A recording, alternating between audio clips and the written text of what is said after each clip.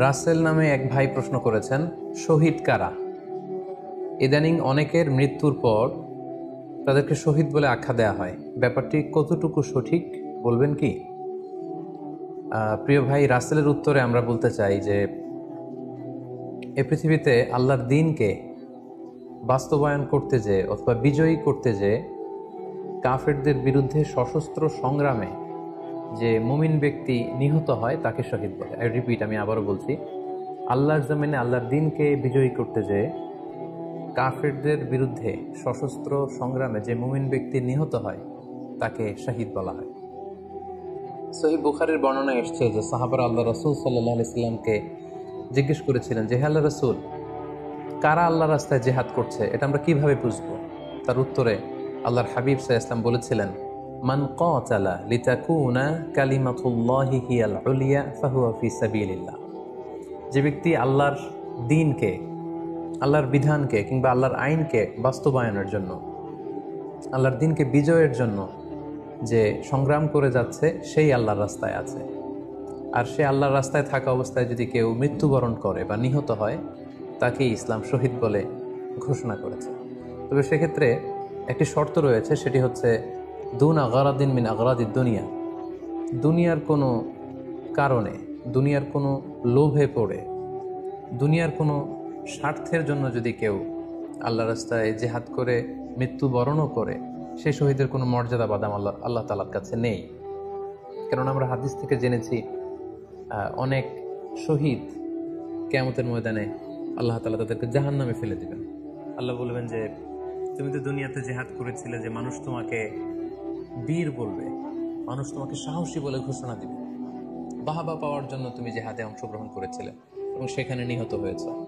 তো তুমি নিহত হওয়ার পরে মানুষ তো তোমাকে বীর বলেছে, বাহাবা দিয়েছে, সাবাস বলেছে, যে কারণে তুমি এই জিহাদে অংশগ্রহণ করেছো, সেটা দুনিয়াতেই তুমি পেয়েছো। তো আমার কাছে তুমি কি চাও? আমার কাছে তোমার জন্য কিছু নেই। Go to the hell fire, জাহান্নামে যাও। তাকে আল্লাহ তাআলা উপর করে জাহান্নামে নিক্ষেপ করবেন। তো এজন্য শর্ত হচ্ছে যে দুনিয়ার কোনো স্বার্থে নয়, শুধুমাত্র কেবলমাত্র আল্লাহর দ্বীনকে আল্লাহর জমিনে বিজয়ী করার জন্য যদি কেউ সশস্ত্র সংগ্রামে নিহত হয়, তাদেরকে শহীদ বলা হয়। এখন প্রশ্ন হচ্ছে, যারা কাফেরদের বিরুদ্ধে জেহাদ করতে যেয়ে যুদ্ধে নিহত হলো, তারা শহীদ, তারা ছাড়া কি আর কেউ শহীদ হতে পারবে না? এ প্রসঙ্গে আমরা বলবো যে বেসিকলি ইসলামী শরিয়াতে শহীদ দুই ধরনের। ইবনু হাজার আল আসকালানি উনিও শাহাদাতের প্রকারভেদ করতে যেয়ে বলেছেন যে শহীদ দুই প্রকার। একটা হচ্ছে শাহিদ দুনিয়া ওয়াল আখিরা, যেটা আমরা বলেছি যারা আল্লাহর রাস্তায় নিহত হয়েছে তারা। আরেকটা হচ্ছে শাহিদুল আখিরা, যারা দুনিয়াতে আল্লাহর রাস্তায় নিহত হয়নি কিন্তু পরকালে তারা শাহাদাতের মর্যাদা লাভে ধন্য হবে। প্রথম প্রকার হচ্ছে শাহিদুদ দুনিয়া ওয়াল আখিরা, যেটাকে আমরা বলি শাহাদাতে হাকিকি, মানে প্রকৃত শহীদ। এরাই হচ্ছে মূলত শহীদ। এদেরকে আল্লাহ তাআলা মৃত বলতে নিষেধ করেছেন।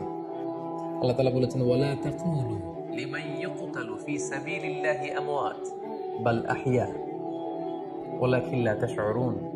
যারা আল্লাহর রাস্তায় জীবন দিয়ে নিহত হয়েছে তাদেরকে তোমরা মৃত বলো না, বরং তারা জীবিত। অন্য এক আয়াতে এসেছে, বাল আহইয়াউন ইনদা রাব্বিহিম ইউরযাকুন, তারা জীবিত এবং আল্লাহর কাছে তারা রিজিক প্রাপ্ত, আল্লাহ তাআলার পক্ষ থেকে তারা রিজিক প্রাপ্ত। তাদের মর্যাদা আল্লাহ তাআলার কাছে এত বেশি যে তাদেরকে নিহত হওয়ার পরে কোনো জানাজার আগে গোসল দিতে হয় না। তাদের রক্তাক্ত দেহটাকেই সরাসরি জানাজার পরে দাফন করে দিতে হয়, কেননা সেই ঝরঝরে রক্ত নিয়ে তারা সেদিন কিয়ামতের দিবসে আল্লাহ তাআলার দরবারে তারা হাজির হয়ে যাবে। এবং আমরা যদি কোরআনের দিকে তাকাই, কোরআন আমাদেরকে জানিয়েছে, আনা আমাল্লাহু আলাইহিম মিনান নাবিয়িন ওয়াস সিদ্দিকিন ওয়াশ শুহাদাই ওয়াস সালিহিন, মানে সবচেয়ে শ্রেষ্ঠ তাবাকা বা দারাজা হচ্ছে নবীদের দারাজা, নবীদের পরে হচ্ছে সিদ্দিকিনদের দারাজা, এবং সিদ্দিকিনদের পরেই যাদের মর্যাদা আল্লাহ তাআলার কাছে সবচাইতে বেশি তারা হচ্ছে শুহাদা।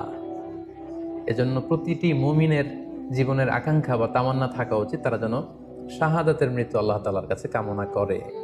তাহলে এই আলোচনা থেকে আমরা বুঝলাম যে প্রকৃত শহীদ হচ্ছে যারা আল্লাহর রাস্তায় নিহত হয় এবং এর মর্যাদা আল্লাহ তাআলার কাছে অনেক বেশি। কিন্তু এই শাহাদাতে হাকিকি বা প্রকৃত শহীদ ছাড়াও আরো অনেক মৃত ব্যক্তিকে আল্লাহ রাসূল সাল্লাল্লাহু আলাইহি ওয়াসাল্লাম শহীদি মৃত্যুর সুসংবাদ দিয়েছেন।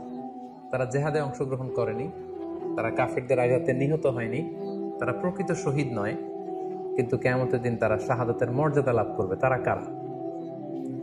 এ ব্যাপারে আমরা সহিহ মুসলিমের একটি হাদিস এখানে উল্লেখ করতে চাই, যেখানে আল্লাহ রাসূল সাল্লাল্লাহু আলাইহি সাল্লাম সাহাবাদেরকে জিজ্ঞেস করেছেন, মা তা'উদ্দুনা শাহিদা ফীকুম, ওহে সাহাবারা তোমরা কাদেরকে শহীদ বলে মনে করো?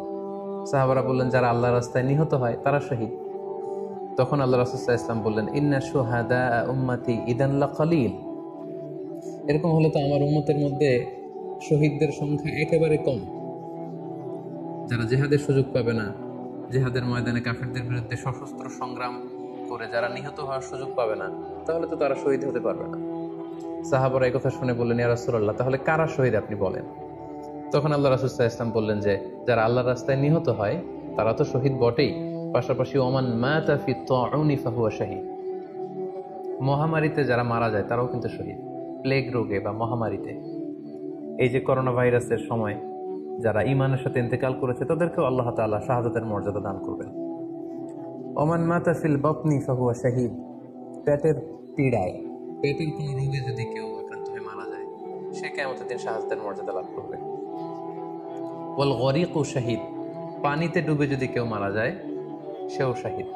এভাবে অন্যান্য আরো অনেক হাদিসে, কোনো হাদিসে 5 জন, কোনো হাদিসে 7 জন, কোনো হাদিসে আরো বেশি, এভাবে আরো অনেক ব্যক্তিকে আল্লাহ রাসূল সাল্লাল্লাহু আলাইহি ওয়াসাল্লাম শাহাদাতের মর্যাদা লাভে তারা কিয়ামতের দিন ধন্য হবে, এই মর্মে তিনি আমাদেরকে জানিয়েছেন। সুনানে তিরমিজির আরেকটি বর্ণনায় আল্লাহ রাসূল সাল্লাল্লাহু আলাইহি ওয়াসাল্লাম আরো কিছু ব্যক্তিকে শহীদ বলে ঘোষণা করেছেন। যেমন তিনি বলেছেন, মান কুতিলা দুনা দীনিহি ফাহুয়া শাহীদ, কেউ তার দ্বীনকে হেফাজত করতে যেয়ে যদি মৃত্যুবরণ করে সে শহীদ। ওমান কুতিলা দুনা দামিহি ফাহুয়া শাহীদ, নিজের রক্ত বাঁচাতে যেয়ে যদি কেউ মৃত্যুবরণ করে শহীদ। তার সম্পদ বাঁচাতে যেয়ে যদি মৃত্যুবরণ করে সে শহীদ। তার ফ্যামিলিকে সেভ করতে যেয়ে কেউ যদি মৃত্যুবরণ করে সেও শহীদ। তার সম্মান, ইজ্জত, তার স্ট্যাটাসকে বাঁচাতে যেয়ে যদি কেউ মৃত্যুবরণ করে সেও শহীদ। সুনানে নাসাইর একটি বর্ণনা থেকে আমরা জানতে পারি, আল্লাহ হাবিব সাল্লাল্লাহু আলাইহি ওয়াসাল্লাম বলেছেন, মান কুতিলা দুনা মাজলামাতিহি ফাহুয়া শাহীদ, অন্যায়ভাবে যদি কাউকে হত্যা করা হয়, হি ইজ ডিফেন্ডিং ইনজাস্টিস, অন্যায় প্রতিরোধে সে মারা গিয়েছে, এরকম মৃত্যুকেও তিনি শাহাদাতের মৃত্যু বলে ঘোষণা করেছেন। আল হারিকু শাহীদ, আগুনে পড়ে যদি কেউ মারা যায় সেও শহীদ।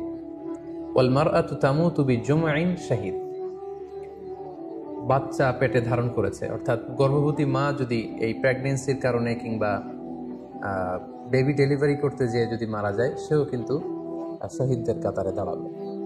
এভাবে আমরা বিভিন্ন হাদিসের আলোকে এবং আল্লাহ রাসূল সাল্লাল্লাহু আলাইহি ওয়াসাল্লামের সুসংবাদ বাণীর আলোকে আমরা বুঝতে পারি যে আল্লাহর রাস্তায় যারা জিহাদ করে আল্লাহর দ্বীনকে বিজয়ী করতে যে মৃত্যুবরণ করেছে তারা হচ্ছে প্রকৃত শহীদ।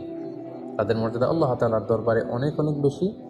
আরেক বর্ণনায় আমরা জানতে পারছি, আল্লাহ রাসূল সাল্লাল্লাহু আলাইহি ওয়াসাল্লাম বলেছেন, ওয়াসাহিবুল হাদমি ফাহুয়া শাহীদ, অর্থাৎ ধ্বংসস্তূপের নিচে চাপা পড়ে যদি কেউ মারা যায় বা কোনো দেয়ালের নিচে চাপা পড়ে যদি কেউ মারা যায় সে শাহীদ। ওয়াসাহিবু যাতিল জানবি শাহীদ, অর্থাৎ ফুসফুসের কোনো রোগে, লেটস সে লাং ক্যান্সারে যদি কেউ মারা যায়, ফুসফুসের কোনো ভয়ানক রোগে যদি কেউ মারা যায় সে শাহীদ, শহীদের মর্যাদা পাবে। কিন্তু এই শহীদ ছাড়াও আরো অনেক ধরনের মৃত্যুকে আল্লাহর হাবিব সাল্লাল্লাহু আলাইহি ওয়াসাল্লাম শাহাদাতের মৃত্যুর সাথে ঘোষণা করেছেন। সো যারা জেহাদে মারা গেল তারাই শহীদ, বাকিদেরকে শহীদ বলা যাবে না, এই কথাটি ঠিক নয়। বরং আল্লাহ রাসূল সাল্লাল্লাহু আলাইহি ওয়াসাল্লাম নিজেই চেয়েছেন, তিনি বলেছেন যে তোমরা যদি শুধু এই এক শ্রেণীকে শহীদ বলো তাহলে তো আমার উম্মতের মধ্যে শহীদের সংখ্যা একেবারে কম। আর আমি চাই আমার উম্মতের মধ্যে থেকে অনেক সংখ্যক লোক এই শাহাদাতের দারাজা, এই মর্তবা, এই মর্যাদা লাভ করে ধন্য হোক।